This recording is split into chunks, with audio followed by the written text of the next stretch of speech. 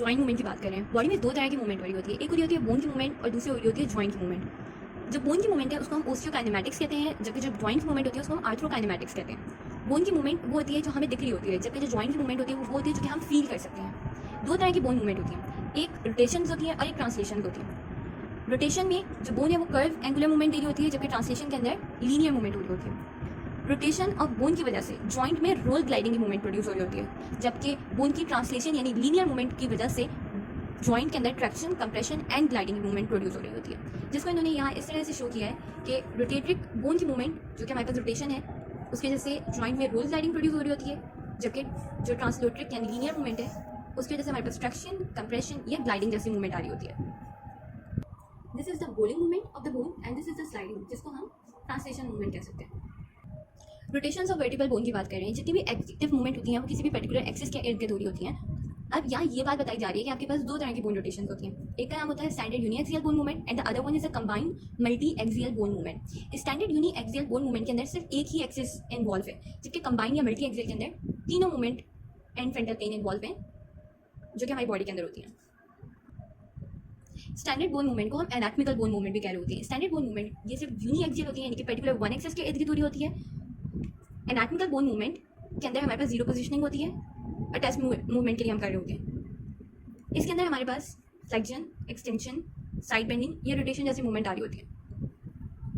जबकि combined bone movements वो movements होती हैं जिसके अंदर मोर देन वन एक्सिस यानी कि फ्रंटल एक्सिस से जाइटल एक्सिस या वर्टिकल एक्सिस तीनों ही कंबाइन हो रहे होते हैं, जिसके अंदर हम बहुत सारी मूवमेंट एक ही साथ परफॉर्म कर रहे होते हैं। डेली लाइफ में होने वाली ज़्यादा मूवमेंट कंबाइंड मूवमेंट्स ही होती हैं, चाहे वो ज़मीन पर चीज़ें उठाना है या कुछ भी करना। डेली एक्टिविटीज़ जितनी भी होती हैं वो सब मल्टी एक्सियल ही होती हैं।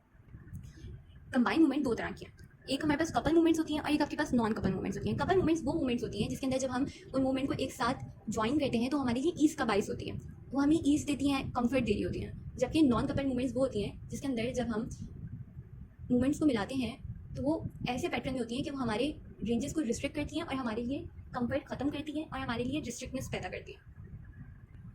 कपल मूवमेंट्स वो मूवमेंट्स हैं जो कि हमें ईज ऑफ मूवमेंट दे रही होती हैं, ग्रेटेस्ट रेंज देती हैं, लीस्ट रेजिस्टेंस दे रही होती हैं। कपल मूवमेंट वो मूवमेंट होती है जो कि नॉर्मली तौर पे हम वॉलंटरी तौर पे कर रहे होते हैं। अब डिपेंडिंग कि स्पाइन फ्लेक्शन में है या स्पाइन एक्सटेंशन के अंदर है, उसके साथ अगर फ्लेक्शन या एक्सटेंशन के साथ हम साइड बेंडिंग को भी करते हैं तो वो डिपेंड करेगा कि हम फ्लेक्शन कर रहे हैं तो साइड बेंडिंग हमने किस तरह से करनी है, एक्सटेंशन कर रहे हैं तो साइड बेंडिंग हम किस तरफ करेंगे, तो हमें हमारे लिए वो मैक्सिमम ईज हमें परफॉर्म करेगी। यहाँ ये बताया जा रहा है कि अगर हम कपल मूवमेंट को सारी मूवमेंट को एक साथ परफॉर्म कर दें तो हमारे लिए वो हमें ज़्यादा रेंजेस फराहम करी होंगी, बजाय इसके कि मैं पहले सर्वाइकल की एक्सटेंशन करूँ, फिर रोटेशन करूँ और फिर साइड बेंडिंग करूँ। ऐसे में मेरी होने वाली जो रेंजेस होंगी वो रिस्ट्रिक्ट हो जाएंगी। लेकिन अगर मैं इन तीनों को एक ही साथ साइमल्टेनियसली परफॉर्म कर दूँगी तो मुझे ज़्यादा ईज और ज़्यादा रेंजेस मिलेंगे। नॉन कपल मूवमेंट्स जो होती हैं वो मोर रिस्ट्रिक्टेड होती हैं और इनकी जो एंड फील होती है वो हार्ड होती है। जब हम नॉन कपल मूवमेंट्स करवा रहे होंगे तो हमें इसका ख्याल रखना पड़ता है कि जो हम मूवमेंट करा रहे हैं वो अपने रिस्ट्रिक्टेड पॉइंट से ज़्यादा हम उसको ना ले जाएं, वरना वो हमारे लिए इंजरी का बाइस होगी। रोटेशन की वजह से जॉइंट में रोल ग्लाइडिंग आ रही थी। रोल ग्लाइडिंग के अंदर हमारे पास दो चीज़ें हो रही होती हैं, यानी कि रोलिंग भी हो रही होती है और ग्लाइडिंग भी हो रही होती है। आमतौर पर बात की जाए तो ग्लाइडिंग आपके पास जब ज़्यादा प्रेजेंट होती है जब जॉइंट की सर्फेसेस फ्लैट होती हैं या कर्व होती हैं, एक जैसी होती हैं, और रोलिंग जब मिलती है जब हमारे पास जॉइंट की सर्फेस लेस कॉन्ग्रेंट यानी कि कम एक जैसी होती है। रोलिंग हमारे पास जब भी होती है तो रोलिंग के अंदर जो दो बोन्स होती हैं उनके अंदर दो न्यू पॉइंट्स जो होते हैं वो हमेशा बोन ए के और बोन बी के आपस में कांटेक्ट में आ रहे होते हैं, और रोलिंग हमारे पास इनकॉन्ग्रेंट सर्फेसेस के दरमियान में होती है, that is unequal radius of curvature वाली बोन्स के दरमियान में। बोन में होने वाली रोलिंग की डायरेक्शन हमेशा बोन की ही डायरेक्शन के अंदर होती है। ग्लाइडिंग आपके पास जब होती है जब आपके पास बोन ए का सेम पॉइंट बोन बी के पुराने पॉइंट से ही कॉन्टैक्ट में आ रहे होते हैं। प्योर ग्लाइडिंग आपके पास सिर्फ कॉन्ग्रेंट सरफेस या फ्लैट सरफेसेस के दरमियान में हो रही होती है। तो क्योंकि ह्यूमन बॉडी के अंदर फ्लैट सरफेस टोटली तौर पर मौजूद नहीं है तो प्योर ग्लाइडिंग ह्यूमन बॉडी के अंदर नहीं होती है। फैसेट जॉइंट के अंदर जब हमारे पास normal small range of movement हो रही होती है तो नॉर्मली ग्लाइडिंग मूवमेंट हो रही होती है, और जब रोलिंग का कंपोनेंट ऑलमोस्ट एब्सेंट होता है। लेकिन अगर ग्रेटर रेंज ऑफ मूवमेंट के साथ मूवमेंट हो रही होती है तो फैसेट जॉइंट रोल और ग्लाइड दोनों ही कर सकता है। ग्लाइडिंग का जो कंपोनेंट होता है वो उसकी होने वाली जो डायरेक्शन है वो डिपेंड करेगी कि बोन कॉन्केव है कि बोन कॉन्वेक्स है। अगर बोन की डायरेक्शन कॉन्केव होती है, अगर if the concave surface move, अगर मूव होने वाली सरफेस कॉन्केव होती है तो जॉइंट ग्लाइडिंग और बोन की मूवमेंट दोनों सेम ही डायरेक्शन में होंगी। लेकिन अगर मूविंग बोन